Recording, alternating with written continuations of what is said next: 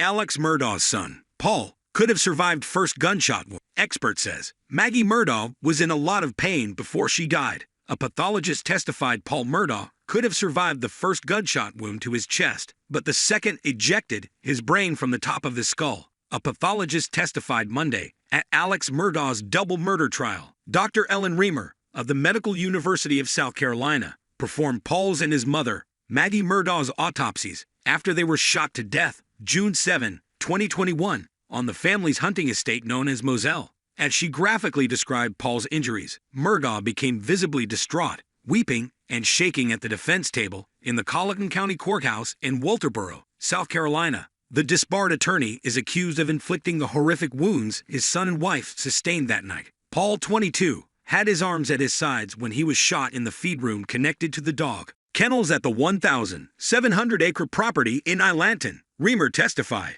Lead prosecutor Creighton Waters asked her whether the first shot that struck the left side of Paul's chest and exited near his armpit would have been fatal. No, amazingly enough, she said. It actually did not pierce the chest or cause any internal bleeding. The second shot, which traveled from his shoulder, up his neck, and out the top of his head, was an extremely severe fatal injury, she testified. His brain was ejected out of the top of the right side of his head and actually arrived at the autopsy in a separate bucket. Paul's face was still intact, indicating that he was shot while slightly turned toward the shooter, she said. Jurors were shown the gruesome photos of his injuries. Reamer added that Paul had no defensive wounds. Reamer next described Maggie's injuries. She sustained 5 gunshot wounds caused by at least 4 shots. The first 2 struck her abdomen and thigh and left behind gunpowder stippling, indicating that the shooter was no more than 3 feet away. We know she must have been in a lot of pain, Reamer testified. She had projectiles, ammunition, going through her left kidney.